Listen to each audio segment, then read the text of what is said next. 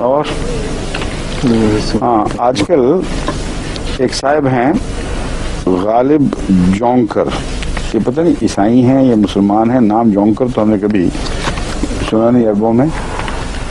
یہ میرا خیال ہے کہ کوئی پاکستانی ہے آدمی، خواہ مسلمان ہے یا کرنٹ ہے، اللہ بہتر جانتا ہے، مگر اس کا مزاج عرب مولویوں والا نہیں ہے.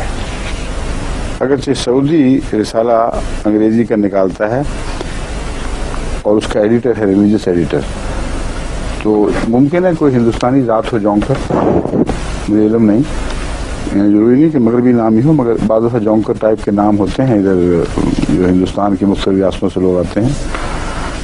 سوال صرف یہ ہے کہ میں پہلے بارہا عرض کر چکا ہوں کہ سعودی عرب سے ہمارے جو بھی اختلاف ہوں، میں نے ہمیشہ عرب علماء کی یہ تعریف کی ہے کہ وہ پنجابی مولویوں کی طرح گھٹیا، کم ذہنیت کے، بازاری مزاج کے نہیں ہیں. اس لیے بسا اوقات ایسا ہوا کہ امام مدینہ کو خاص طور پر جب انگلستان بلایا گیا اور ان مولویوں نے ان کے کان بھرے اور توقع کی کہ اسی طرح وہ بھی گند بکیں، تو انہوں نے کلیتاً پرہیز کیا ہے. جماعت کی مخالفت میں بیان دیا، شریفانہ زبان، صاف ستھری زبان، اور ان کا احترام اس لحاظ سے میرے دل میں ہے اور ہمیشہ رہے گا. ان کا ہی نہیں بلکہ اکثر عرب علماء گند نہیں بکتے، اور اکثر اگر غلطی کرتے ہیں تو بین ہی پنجابی مولویوں یا بعض ہندوستانی مولویوں کے الفاظ کوٹ کر دیتے ہیں اور سمجھتے ہیں کہ یہی بات ہے، اور اپنا ذاتی علم کچھ بھی نہیں ہے احمدیت کے متعلق. اس لیے یہ جو نیا دور شروع ہوا ہے، یہ غالب جونکر صاحب یہ تو ہو ہی نہیں سکتا سعودی ہوں، ان کو تو سعودی کی طرح سے مار پڑنی چاہیے کہ تم نے ہمارے قومی کردار کو کیوں مجروح شروع کر دیا، کیوں ایسی بکواس شروع کر دی ہے جس کی کوئی حقیقت نہیں ہے اور جس کا ہماری روایات سے تعلق نہیں ہے. یہ روایات سے وہ تعلق تو نہیں، لیکن ان کا ایک ادارہ ہے رابطہ عالم اسلامی، وہ اس میں پاکستانی ملا بھی بہت سے نوکر رکھے ہوئے ہیں. آج کل ان کا سربراہ غالباً راجہ ظفر الحق ہے، اور معلوم ہوتا ہے کہ وہی گندا مزاج اب ان کے روایات میں داخل کیا جا رہا ہے. پہلے بھی میں نے ذکر کیا تھا احمدیت کے خلاف بےہودہ سرائی کی گئی تھی. اب ایک الفاظ، ایک ٹائٹل سنے نعوذ باللہ من ذالک، مرزاز کرسڈ اور cursed death in the toilet. اب یہ احسان اللہ ظہیر جو بڑے بد انجام کو پہنچا تھا، ایسا بم سے اڑ گیا کہ اس کا کچھ پتہ نہ لگا کیا ہوا اس کے ساتھ، پرزے اڑ گئے تھے اس کی بدبخت کی کتاب ہے، اور انجام ہی کے ساتھ تعلق تھا، اس کا اپنا انجام دیکھ لیجئے کیا ہوا تھا. اور وہ جھوٹ دہرایا جا رہا ہے جس کا بار بار ہم جواب دے چکے ہیں. میں سمجھ رہا ہوں کہ سعودی عرب کے جو بھی ہمارے بعض میرے جو روزانہ کے 1 گھنٹے کے پروگرام ہیں، مجھے معتبر ذرائع سے معلوم ہوا ہے کہ مدینہ میں بھی اور مکے میں بھی بعض اہل علم سنتے ہیں اور ریکارڈ کرتے ہیں. اور ایک شخص نے مجھ سے بیان کیا جنہوں نے ان میں سے کسی سے ان کے قریبی سے بات سنی تھی کہ انہوں نے پوچھا تو انہوں نے کہا کہ ہم تو سنتے ہیں اور ہمیں اسلام کے خلاف اس میں کوئی بات دکھائی نہیں دیتی. یعنی ایسی بات کہ نعوذ باللہ من ذالک اسلام کی مخالفت میں یا اسلام میں فساد پھیلانے کے لیے کی گئی ہو اور جس کا ہم پر جواب فرض ہو. تو یہ ان شرفاء عرب علماء کا حال ہے. یہ جونکر ہے، جونک کی طرح آج کل جماعت کو چمٹا ہوا ہے، اور خون چوسنے کے سوا اس کا کوئی مقصد نہیں، لیکن بڑے ہی گندے ذہنیت کا انسان معلوم ہوتا ہے. کوئی عنوان دیکھیں، مرزاز cursed death in the toilet. اب یہ cursed death in the toilet کا قصہ میں پہلے بھی بیان کر چکا ہوں کئی دفعہ. واقعہ یہ ہے کہ حضرت اقدس مسیح موعود علیہ السلام کا مولوی ثناءاللہ سے ایک مناظرہ ہوا تھا. اس مناظرے میں حضرت مسیح موعود علیہ السلام نے فرمایا کہ حضرت مسیح علیہ السلام کی بہت بڑی عمر تھی اس وقت، اور مولوی ثناءاللہ آج کل کے عمر کا نوجوان، اب یہ جرأت دیکھیں اور حیرت انگیز ایمان دیکھیں کہ اس معمر عمر کے بزرگ ایک نوجوان کو یہ کہتے ہیں کہ اگر تم کہتے ہو کہ میں جھوٹا ہوں تو مبالغہ کر لو، اور میں کہتا ہوں کہ سچے کی زندگی میں جھوٹا مارا جائے گا. مبالغے پہ وہ تیار نہ ہوئے, ہزار عذر پیش کر کے جان چھڑائی. آخر حضرت مسیم علیہ السلام نے فرمایا کہ اچھا پھر یوں حل کرتے ہیں, میں تمہارے لیے تم پر ایک بددعا کرتا ہوں, تم اسے شائع کرو لیکن اپنا جواب صاف لکھ دینا تاکہ دنیا کو پتہ چلے کہ کیا طے ہوا ہے آپس میں. آخری بات تمہاری ہے, جو تم کہو گے اس کے مطابق پھر بات ہوگی. تمہیں اختیار میں دیتا ہوں کہ میری یہ پیشکش ہے, اگر تمہیں منظور نہیں تو لکھ دو کہ منظور نہیں ہے, اور اگر منظور ہے تو بتاؤ کس شکل میں منظور ہے. یہ خطوں کی دعوت چھپی ہی میں پہلے بھی دکھا چکا ہوں ساری عبارت, اور یہ جونکر صاحب کو نہیں پتا, کہ پتہ ہے تو جیسا کہ جھوٹے لوگوں کی عادت ہے, ایک ہاتھ رکھ دیتے ہیں سچی بات پر اور جھوٹی بات اچھالتے ہیں. اس پہ مولوی سناولہ صاحب وہ تحریر یہ تھی کہ جو جھوٹا ہے وہ سچے کی زندگی میں مرے, اور مرے اس طریق پر کہ عام بیماریوں سے نہ مرے بلکہ غیر معمولی بیماریوں سے مرے, تاکہ دنیا دیکھ لے کہ یہ اتفاقی حادثہ نہیں ہے. صاف ظاہر ہے اس سے مراد یہ ہے کہ عام بیماریاں تو سب نبیوں کو بھی ہوتی ہیں, اور نبی بھی تو کسی بیماری سے مرتے ہیں. تو اس میں فرمایا وبائی حیضہ مثلا, یہ الفاظ تھے, اسال نہیں لکھے. اور اسال کے متعلق یہی مولوی جس کے میں عبارتیں پڑھ چکا ہوں بڑے تمسخر اور مذاق سے بار بار کہتا ہے اسال کی بہت بیماری رہی, بڑی لمبا عرصہ اسال کی بیماری تھی, اس میں بھی افہیم کام آتی ہے.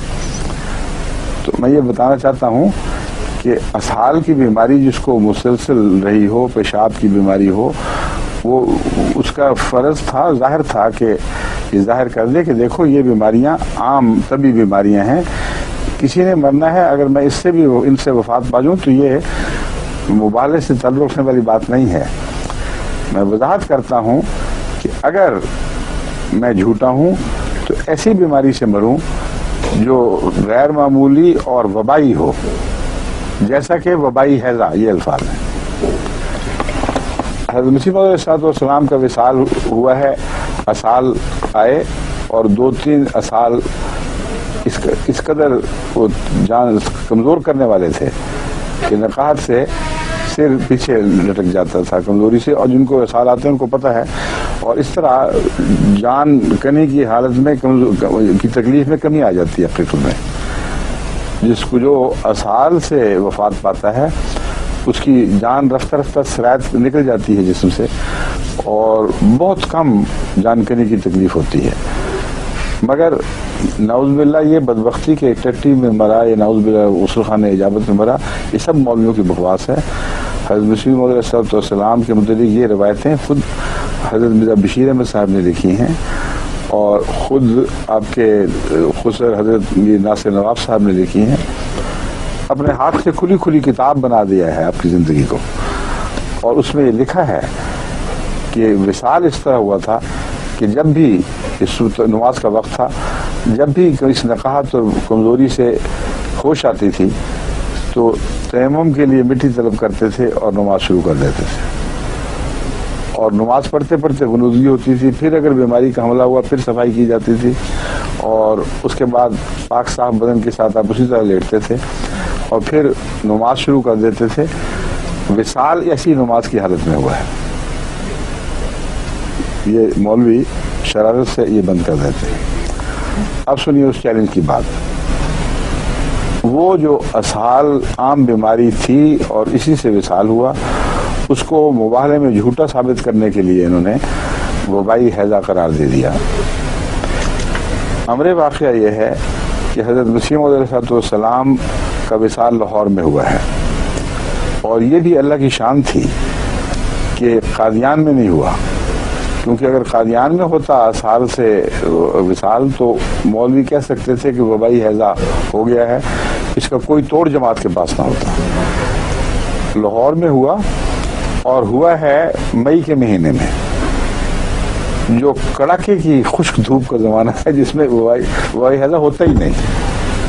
تاریخ نکال کے دیکھ لیں ہند و پاکستان میں مئی کے مہینے میں وبائی حیضہ نہیں چلا کرتا, یہ جولائی اگست میں جا کے پھوٹتا ہے.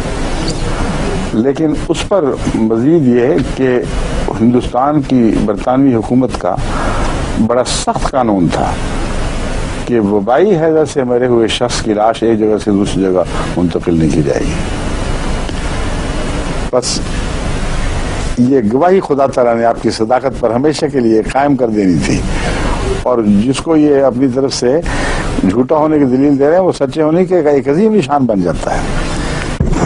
یہ سول سرجن لاہور نے تحریری سرٹیفکیٹ دیا کہ یہ مریض وبائی حیضہ سے نہیں مرا، یہ اسہال کی تکلیف سے مرا ہے، اور اس لیے اس کو قادیان ریموو کرنے میں اس کی نعش کا کوئی حرج نہیں ہے. اور اس سرٹیفکیٹ کے نتیجے میں باقاعدہ ریلوے میں آپ کی نعش بٹالے تک پہنچائے گی، اور اس کے بعد پھر صحابہ کرام نے اپنے کندھوں پر 12 میل کا فاصلہ طے کر کے قادیان پہنچایا. تو یہ تو وہ حال ہے جہاں تک وصال کا طریق کا تعلق ہے. اب سنیے مولوی ثناءاللہ صاحب کا چیلنج کو قبول کرنا یا نہ کرنا. حضرت مسیم علیہ السلام نے لکھا کہ اگر میں جھوٹا ہوں تو پھر میں یہ دعا کرتا ہوں کہ سچے کہ تم دیر تک زندہ رہو اور میں تمہاری زندگی میں مر جاؤں. اگر میں سچا ہوں تو تم میری زندگی میں مر جاؤ. لیکن اس کے بعد آخری بات تم نے لکھنی ہے، شائع کر کے لکھ دو. میں نے ان شائع کیا، دلیلیں بنائیں کہ کیوں یہ بات میں قبول نہیں کر سکتا، نہ کروں گا. اور یہ نوٹ اپنے قلم سے لکھا کہ میں تو اس اصل کو تسلیم ہی نہیں کرتا کہ سچا جھوٹے کی زندگی، جھوٹا سچے کی زندگی میں مرتا ہے. میرا عقیدہ یہ ہے کہ سچا جھوٹے کی زندگی میں مرتا ہے، اور میری دلیل یہ ہے کہ مسلمہ کذاب بدبخت جو جھوٹا تھا اس کی زندگی میں حضرت اقدس محمد رسول اللہ صلی اللہ علیہ وسلم فوت ہو گئے. اور میرا مذہب یہ ہے کہ جھوٹے کی رسی دراز کی جاتی ہے. اب بتائیے، جس نے یہ لکھا اور کہا شائع کرو اور آخری بات اپنے قلم سے لکھ دو، وہ آخری بات کیوں جونکر صاحب نے نہیں پڑھی؟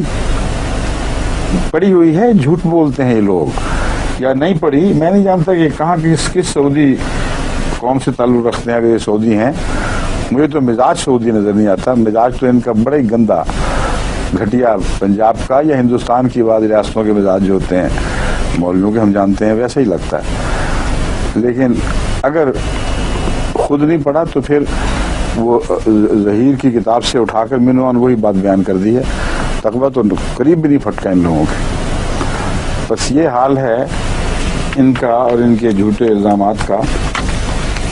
ایک رو اور چلی ہوئی ہے آج کل ان کا گالیاں دینے کی، اور میں ان کے متعلق بتاتا ہوں.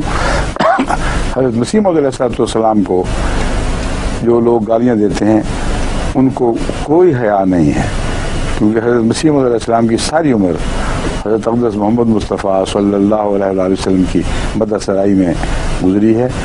اور ایسا کلام ہے آپ کا کہ روحیں وجد کر اٹھتی ہیں. بڑا ہی بد نصیب اور بدبخت انسان ہوگا جو مسیح موعود کو گالیاں دینے میں اپنے آپ کو اپنی زندگی ضائع اور باطل کر دے. تو یہ تو حضرت اقدس مسیح موعود علیہ السلام پر یہ گند بکنے والے لوگ جو ہیں ان کو میں بتاتا ہوں کہ حضرت مسیح موعود علیہ السلام کی ساری زندگی قرآن اور حضرت محمد مصطفیٰ صلی اللہ علیہ وسلم کے عشق میں اور اللہ تعالیٰ کی ہم سرائی میں صرف ہوئی ہے. جو خدا کی محبت میں آپ کے دل سے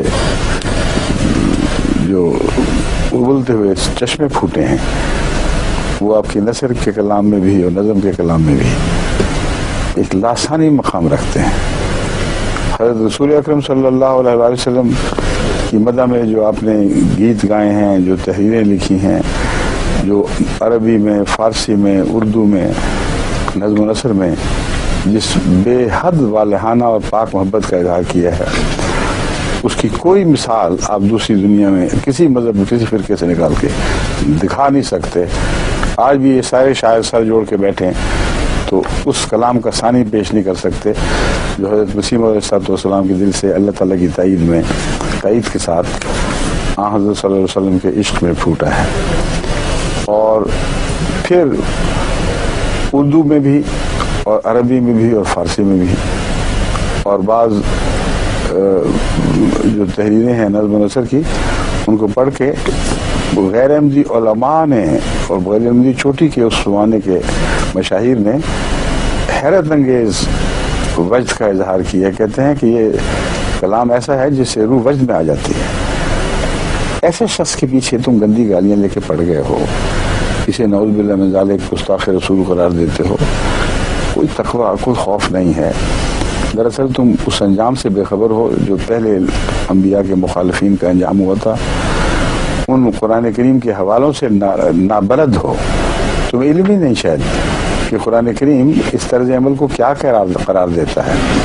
اس لیے میں چند آیتیں آپ کے سامنے رکھ دیتا ہوں, آگے آپ کی مرضی ہے. استغفار کریں, توبہ کریں, یا اس انجام کو پہنچنے کا فیصلہ کر بیٹھے ہیں جو ایسے لوگوں کا ہوا کرتا ہے, تو پھر آپ کی مرضی. اس دنیا میں بھی آپ کے لیے ذلت و رسوائی لازم ہوگی, اور آخرت میں جو مقدر ہے وہ تو ہے ہی.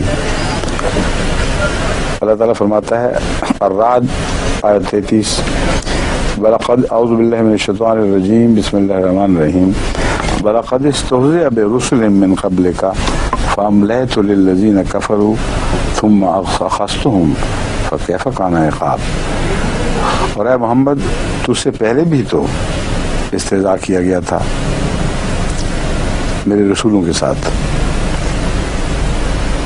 بس وہ لوگ جنہوں نے انکار کیا تھا انہیں کچھ عرصے کے لیے میں نے ڈھیل دی, مگر پھر میں نے انہیں پکڑ لیا, اور دیکھو میری کیسی سخت پکڑ تھی. وہ پکڑ کیسی سخت تھی جو خدا کی طرف سے آئی تھی.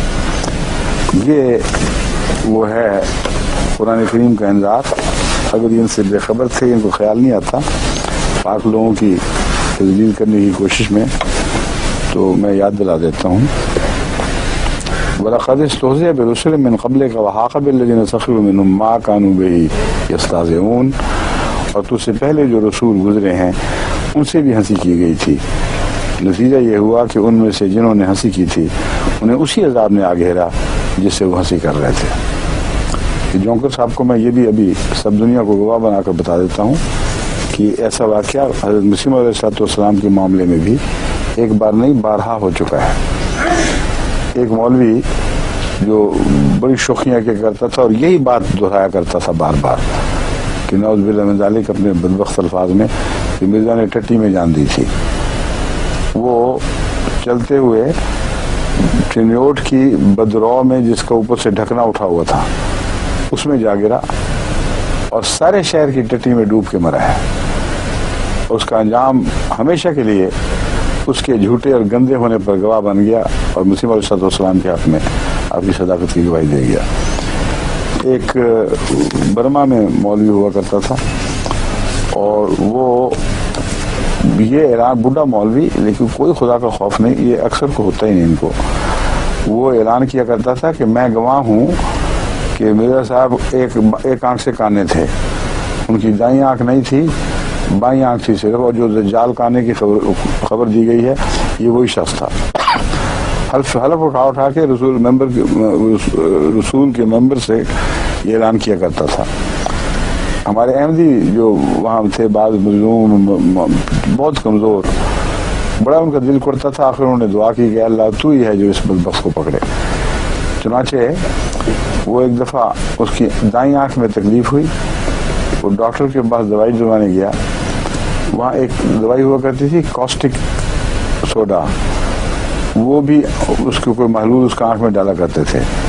اور ایک کاسٹک اصل تیزابی چیز ہے یا وہ ہے الکلی کا معلوم مجھے یاد نہیں, لیکن بہت ہی خطرناک اور تیز زہر ہے جو آنکھ وغیرہ کو ایک دم گھولا دیتا ہے فوراً.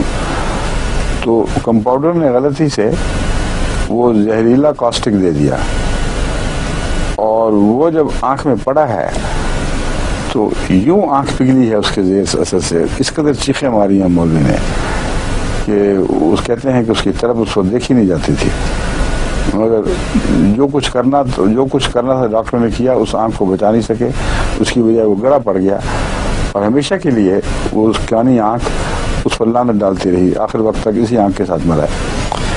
تو یہ واقعات تو ہم نے بارہا دیکھے ہیں, اس کثرت سے ہیں کہ ان پر میرا خیال ہے اب کیا وقت ہے کہ کتابیں لکھنی چاہیے آج کل بھی, مختلف زبانوں میں اس کے ترجمے کروانے چاہیے. اور ربا والے سن رہے ہیں, میں ان کو نصیحت کرتا ہوں کہ مستند واقعات ہمارے دور میں بھی بہت ہوئے ہیں, میں نے وقف جدید کے زمانے میں بھی ایک دفعہ ریکارڈ شروع کروائے تھے احمدیوں پر ظلم کرنے والوں کے بد انجام، اور جیسا کہ وہ احمدی کو صف میں لپیٹ کر جلا کر دھواں دینے والے کو کا سارا خاندان بس کے حادثے میں جل کے مرا ہے، اور اخباروں میں یہ سرخی چھپی کہ وہ جل کے مر گئے، حادثے کی ٹکر سے نہیں مرے بلکہ آگ سے مرے ہیں۔ تو ایسے واقعات اس کثرت سے موجود ہیں جن کی سند موجود ہے۔ میں نے تو اس زمانے میں مجھے یاد ہے کہ آدمی بھجوا کر غیر احمدی جو اس زمانے کے اس علاقے کے بڑے بڑے لوگ تھے ان سے بھی تصدیقیں کروائی تھیں، شاید وہ ریکارڈ وقف جدید میں محفوظ ہو، اگر وہ مل جائے، ورنہ اس کے علاوہ بھی بہت پھیلا پڑا ہے۔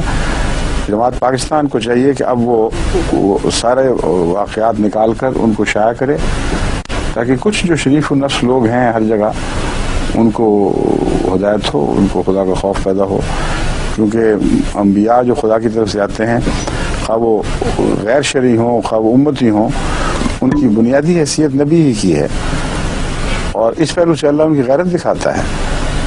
ان کے مخالفین کو جہاں ذلتناک اور عبرتناک انجام تک پہنچاتا ہے، وہاں ان کی تائید کرنے والوں اور مظلوموں کے حق میں بڑے بڑے نشان بھی دکھاتا ہے۔ یہ ساری باتیں اب ہمیں جلد از جلد بہت بڑی کتاب کی صورت میں نہیں بلکہ چند مختلف چھوٹے درمیانے سائز کی کتابوں کی صورت میں شائع کرنی چاہیے، اور ان کے سب دنیا میں ترجمے کیے جائیں، اور کچھ واقعات یہاں اس پہ ٹیلی ویژن پر مختلف زبانوں میں پڑھ کے بھی سنائے جائیں۔ پھر اللہ تعالیٰ فرماتا ہے وَمَا يَأْتِيهِم مِّن نَبِيٍّ إِلَّا كَانُوا بِهِ يَسْتَهْزِئُونَ، کہ ایسے لوگ ہیں کہ جب بھی ان کے پاس نبی آئے ضرور تمسخر کرتے ہیں۔ یا حسرتاً علی العباد ما یاتیہم من رسول الا کانوا بہ یستہزئون، کیسی حسرت ہے ان بندوں پر، انسانوں پر، کبھی ان کے پاس کوئی رسول نہیں آیا مگر ضرور اس سے تمسخر کیا گیا ہے، ان متمسخر کرتے رہے ہیں۔ وما یاتیہم من رسول الا کانوا بہ یستہزئون،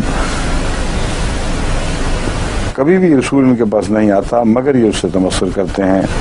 کذالک نسلکہ فی قلوب المجرمین، ہم اسی طرح مجرموں کے دل میں یہ بد کرداری اور یہ بد رجحان راسخ کر دیتے ہیں تاکہ ان کا گند خوب اچھل کر باہر آئے۔ اور بھی بہت سی آیات ہیں جن میں یہی مضمون ملتا ہے، اس میں یہ جونکر صاحب جو کچھ یہ چیز ہیں ان کو بھی اور ان کے حوالے سے دوسرے ایسے علماء کو جو گند اچھالنے سے باز نہیں آ رہا ہے، میں نصیحت کرتا ہوں کہ خدا کا خوف کریں اور رکیں، اور اللہ اور محمد رسول اللہ صلی اللہ علیہ وسلم و قرآن کی مدح میں حیرت انگیز روحوں کو وجد میں لانے والے نغمے الاپتے ہوئے بزرگ کے اوپر زبان کھولتے ہوئے خدا کا خوف کریں اور اللہ کے عذاب سے ڈریں۔ السلام علیکم ورحمۃ اللہ وبرکاتہ۔